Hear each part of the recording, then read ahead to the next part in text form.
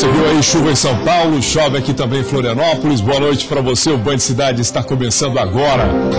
E será que agora vai? Foi assinada hoje a ordem de serviço para ampliação do posto de saúde da Lagoa da Conceição, aqui na capital. Outras unidades que estão em situação de abandono devem ter obras no ano que vem, é a promessa. E bastou a temperatura subir para 2 casos de afogamentos em Santa Catarina. Um idoso de 60 anos morreu afogado em um açude e outro em um lago. Prevenção. A partir de segunda-feira, a Defesa Civil vai emitir alertas de emergência para todo o estado de Santa Catarina. Não são agora apenas algumas cidades, mas sim todo o estado. E mais uma polêmica. O Tribunal de Contas de Santa Catarina considerou ilegal o edital para serviço de fiscalização e manutenção das reformas da Ponte Colombo Salles e Pedro Ivo. De olho no céu, o final de semana será marcado pela apresentação da Esquadrilha da Fumaça em Florianópolis. Se liga que hoje é sexta-feira 13, hein? Sexta-feira 13 de outubro de 2017. Aumenta o volume que o Band Cidade está no ar.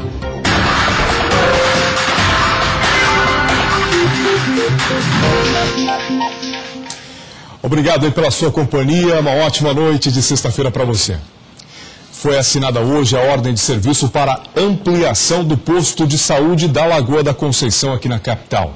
Outras unidades, como a do Pantanal e a do Campeche, que estão em total situação de abandono, devem ter as obras no ano que vem. Quem utiliza os serviços do posto de saúde da Lagoa da Conceição sabe bem qual é a situação da unidade. A gente tem aqui no posto algumas salas sem janela, sem iluminação.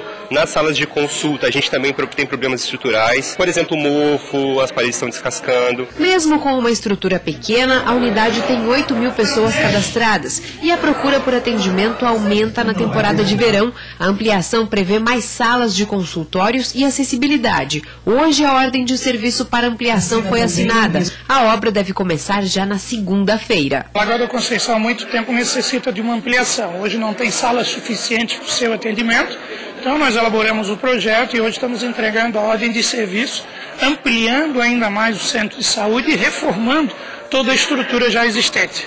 A obra de ampliação aqui do posto de saúde da Lagoa da Conceição deve ficar pronta em 90 dias. O custo é de R$ 183 mil, de um total de R$ 8 milhões de recursos próprios da Prefeitura, que devem ser investidos na área de infraestrutura da saúde do município. E também vão beneficiar outras unidades de saúde que estão em situação de abandono, como os postos de saúde do Pantanal e do Campeche. As unidades do Pantanal e do Campeche tiveram as obras paralisadas na fase final da construção. Nas duas, o abandono deu lugar à ação de vândalos e aos usuários de drogas, que picharam e depredaram as unidades. A previsão para que essas obras sejam entregues à comunidade é o primeiro semestre do ano que vem. Nossa expectativa é que as duas tenham o processo licitatório concluído ainda esse ano, para a empresa iniciar as obras e no primeiro semestre do ano que vem entregar totalmente concluído. A previsão é que outras unidades também recebam obras e reformas em 2018. Além da Lagoa da Conceição, no bairro do Abraão, na Tapera, nos Ingleses, já entregamos a reforma do Centro de Saúde da Vila Aparecida. Na semana que vem entregamos a ordem de serviço da Colonia. Pois é, vamos falar de saúde, né? Os postos de saúde foram iniciados e não foram concluídos, estão abandonados. Muito do que se gastou, conforme a gente viu na reportagem, né, se perdeu diante da falta de planejamento, o abandono completo dessas obras. O que dizer de tantos elefantes brancos, como os terminais de Capoeiras e Saco dos Limões, que nunca foram utilizados? Milhões de reais perdidos, dinheiro público jogado fora pela falta de competência dos gestores despreparados. Ou tem algum outro adjetivo que os defina melhor? A penúltima etapa de transferência de carga da Ponte Hercílio Luz em Florianópolis elevou 10,9 centímetros no final da noite de ontem. A operação começou às 11h30 e durou cerca de 30 minutos. As 3 etapas realizadas desde segunda-feira já subiram 43,6 centímetros da Ponte Hercílio Luz. Na última etapa prevista para iniciar às 23 horas de hoje, serão elevados os últimos 9,4 centímetros. É o trabalho que não para aí na ponte Hercílio Luz. Após ser concluída a transferência de peso da ponte Hercílio Luz, a semana que vem promete ser de ritmo de obras ainda mais intenso. Semana que vem, a previsão é começar no período da noite ao corte dos cabos pendurais e são desmontados durante o dia. Nessas operações, para retirar as barras de olhais, e deverá talvez um efeito físico real lá na obra, e com o monitoramento está respondendo. Isso dá muita segurança para as próximas fases, que vão ser bastante delicadas, exigir muito das peças, principalmente da treliça rígida do vão central. Ela vai ser realmente, vai sofrer várias intervenções, e com esses gráficos, com esse histórico que a gente está vendo, está tudo muito bem calibrado, a resposta está sendo imediata, as peças estão respondendo conforme esperado. Olha, as chuvas causaram alagamentos e queda de um telhado no sul do estado na tarde dessa sexta-feira. O telhado de um centro espírita no centro de Tubarão desabou aí com a força da chuva. Ninguém se feriu. A Defesa Civil foi acionada e doou lonas para cobrir a estrutura. Alguns moradores também registraram chuva de granizo.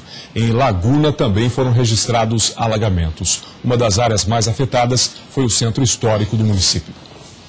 Um idoso de 60 anos morreu afogado em um açude em Lindóia, no sul do estado. Aliás, no Lindóia do Sul, no oeste catarinense, na manhã dessa sexta-feira. De acordo com os bombeiros voluntários de Irani, o idoso trabalhava em uma propriedade rural na comunidade Santa Rita quando decidiu nadar em um açude. Estava calor. Ao perceber o afogamento, um garoto de 12 anos que acompanhava o senhor pediu ajuda, mas quando os socorristas chegaram, o idoso já estava sem vida. Outro caso de afogamento também foi registrado em Laguna, no sul do estado. O corpo de um idoso de 68 anos foi encontrado em um lago no meio da vegetação. Segundo a Divisão de Investigação Criminal, DIC, de Laguna, as investigações apontam que a morte foi acidental e que aparentemente o homem foi nadar e acabou se afogando. Muito cuidado para quem vai se banhar em rios, lagos, açudes. Está quente, está calor, mas é preciso muita atenção para não acontecerem afogamentos como esses dois registrados hoje. A seguir, prevenção. A partir de segunda-feira, a Defesa Civil vai emitir alertas de emergência via SMS para todo o estado. Os detalhes depois do intervalo. Agora são 6 horas e 57 minutos e a chuva não para.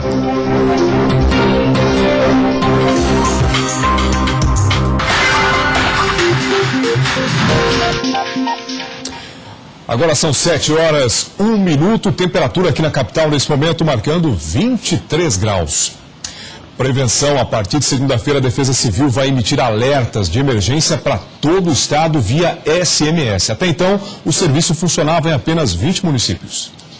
Fortes chuvas, alagamentos, enchentes, furacões. Infelizmente, o estado é alvo de eventos meteorológicos com frequência. Por isso, é tão importante o uso de ferramentas que auxiliem na prevenção, que pode amenizar prejuízos e salvar vidas. O estado de Santa Catarina, ele, pelos registros de desastres que existem nos sistemas de informação, ele, por quilômetro quadrado ou per capita, é o estado do Brasil que mais tem desastres. No sistema de alerta ele é primordial para que tanto a população quanto aos órgãos públicos ou setores de emergência se preparem previamente. A partir de segunda-feira, o estado conta com um serviço importante da Defesa Civil. Os alertas serão emitidos via SMS para toda a população.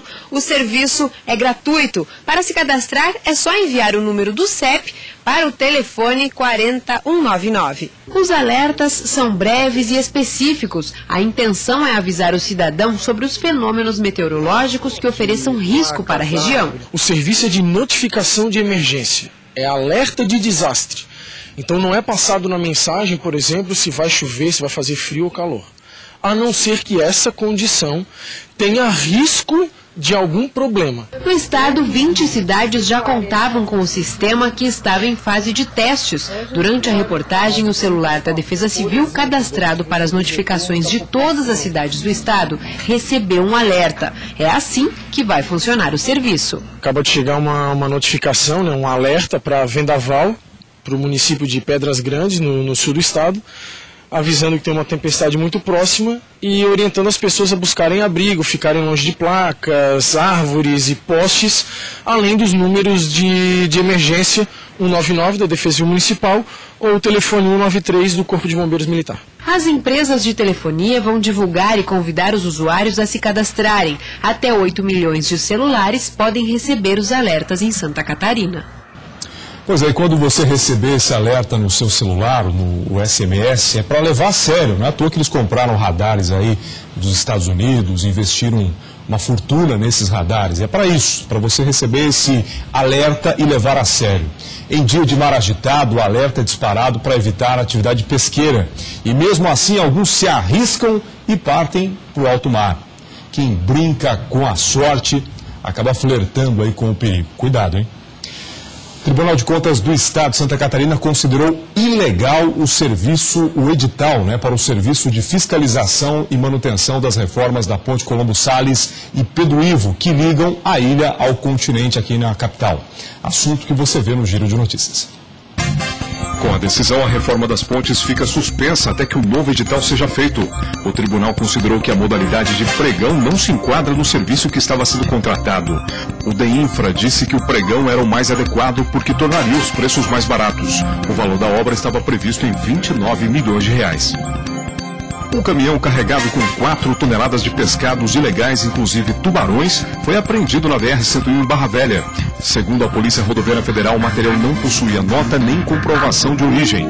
O veículo tinha placas de Cananéia, São Paulo. O proprietário foi multado em R$120 mil pelo IBAMA. Atletas do Vasco da Gama, do Flamengo e de outros clubes brasileiros estarão em Itajaí nesse fim de semana. Eles disputam no sábado a segunda etapa do Circuito Internacional de Remo Indoor, que reúne mais de 100 competidores de todo o país. A primeira etapa foi realizada em Balneário Camboriú no mês de julho. Amanhã, na segunda etapa, a arena estará montada no Itajaí Shopping a partir das 14 horas.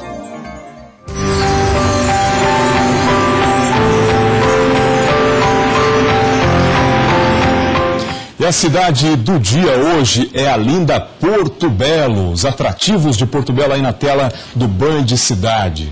Rodeada aí por muita natureza, pelo mar exuberante, Quem visita a cidade busca isso, atrativos naturais, que encantam por sua beleza exuberante e ainda conservada. O município geograficamente é um porto natural e ganha maior movimento na alta temporada de verão.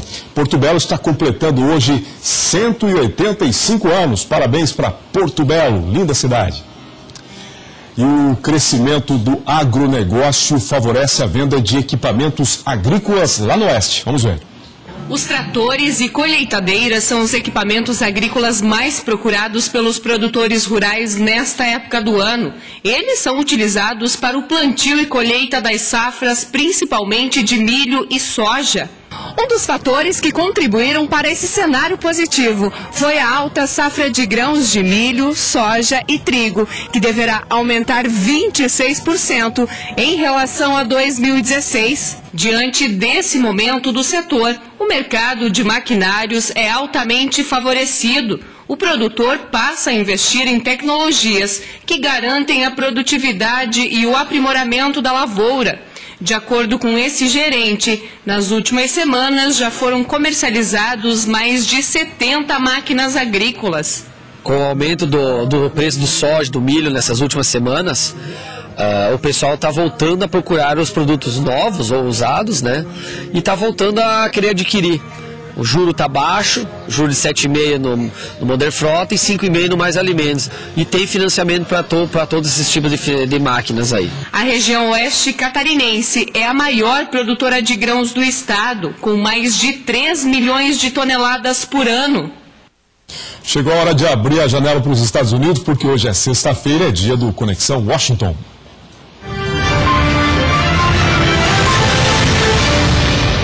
Francisco Evangelista Vieira é o nosso colaborador direto da capital americana e traz hoje a sua crônica da noite aqui do Band Cidade. Boa noite, Francisco. Boa noite, Moacir. Boa noite a você que nos acompanha hoje. Quero comentar sobre o hábito de consumo de café nos Estados Unidos. A moda do café pegou no mundo todo, como sabemos, e os Estados Unidos não é a exceção. A rede Starbucks é apenas a maior e mais conhecida de todas. Porém, existem muitas outras inclusive uma que tem sua origem e sede na Colômbia. O país importa café e os principais fornecedores são, pela ordem, Colômbia, Brasil, Vietnã, Canadá e Indonésia, com México e países da América Central vindo em seguida.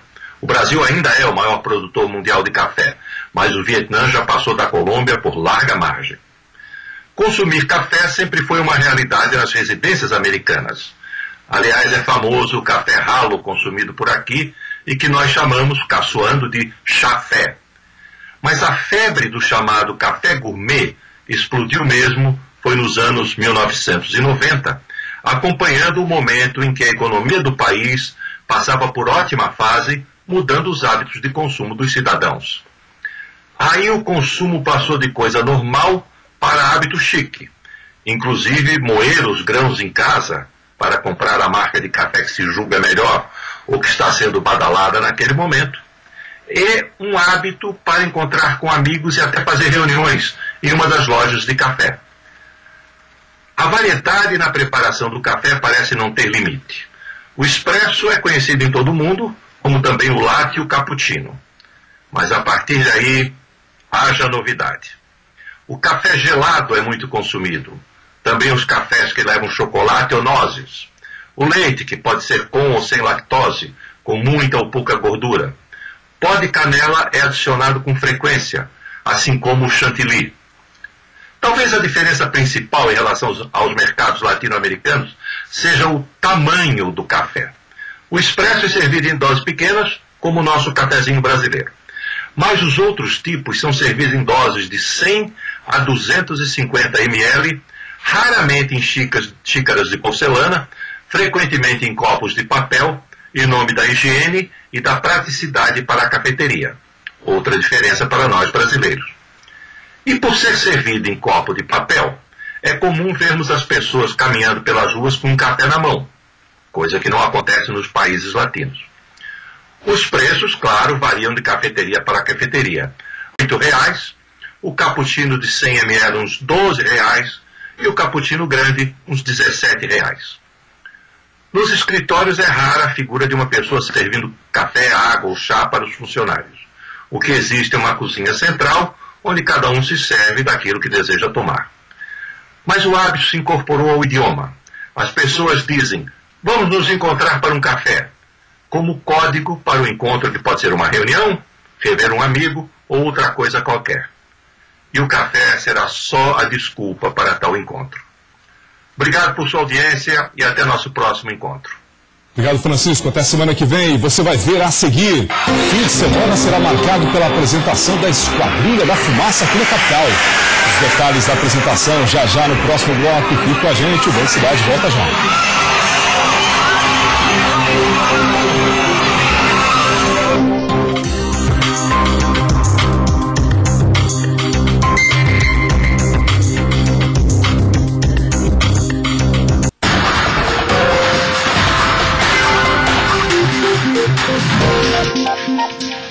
Daqui a pouco começa o Jornal da Band e as principais notícias do Brasil e do mundo. Olha, vai ter espetáculo no céu de Florianópolis nesse sábado. Depois de 5 anos, a Esquadrilha da Fumaça volta a se apresentar aqui na capital de Santa Catarina. A apresentação acontece às 3 horas da tarde e tem duração de 35 minutos e será marcada por mais de 50 acrobacias. O show poderá ser visto de vários pontos da cidade. O melhor local para visualização, por onde os aviões passarão mais próximo, será a Avenida Beira Mar Continental, que ficará aberta apenas para o público.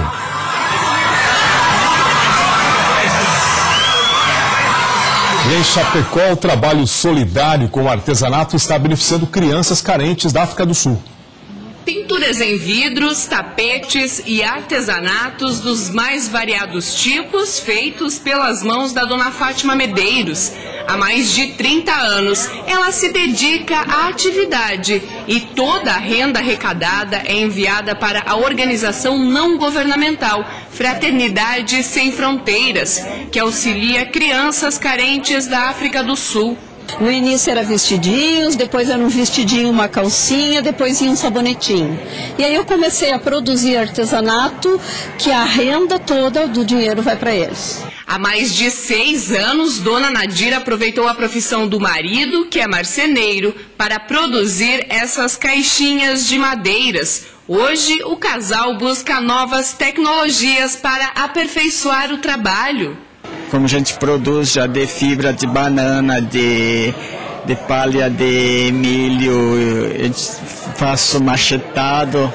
Então a gente está inovando, está procurando coisas recicláveis para aplicar em cima das caixas para mostrar o que a gente quer aproveitar e fazer e melhorar ainda a qualidade. Mas eu também amo essa parte assim de ajudar, porque a gente não tem muito, mas tem algo para dar para alguém que precisa mais que a gente, né? Então eu acho que se doando um pouquinho para as pessoas que precisam, a gente se beneficia em todos os sentidos, né? A alma fica leve, a mente também, a gente se realiza. Paralelo à EFAP, também acontece a Mercoarte, uma feira destinada aos artesãos de Chapecó. No espaço é possível encontrar artesanatos feitos à base de tecido, madeira, lã e outros materiais. Acaba sendo um incentivo para eles na produção também, de procurar novos produtos, né, de estar indo atrás também do seu cliente, do que hoje o mercado necessita. E olha só, 6 em cada 10 restaurantes no país adotam um sistema de cobrança pelo tradicional peso por quilo, né? O desafio é montar um prato equilibrado aí com tanta variedade de comida. É só chegar e se servir. A praticidade é uma das principais vantagens do restaurante self-service. No final, a balança diz o quanto você vai pagar. Eu pego exatamente a quantidade que eu costumo comer por um bom valor, né? A refeição cobrada por quilo se tornou uma tradição no Brasil. É o que mostra uma pesquisa inédita do Sebrae.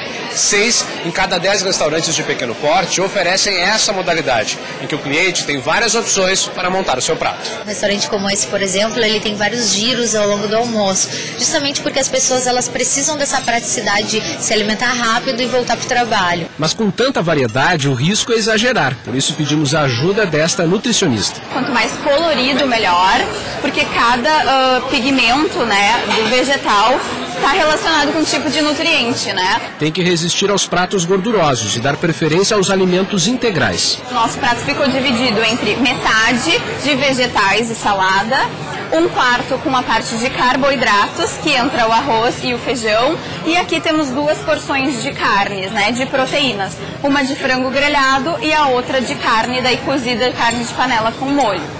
O levantamento também apontou que metade dos restaurantes serve a tradicional comida brasileira. Hoje, por exemplo, foi dia de feijoada por aqui. Básica, arroz e feijão, né? Dá energia e uma ótima combinação. E para encerrar, a gente lembra que começa à meia-noite desse sábado, o horário de verão 2017. O Band Cidade de hoje termina aqui. Obrigado pela sua audiência, pela sua companhia. Fique agora com o Jornal da Band. Bom fim de semana e até segunda-feira.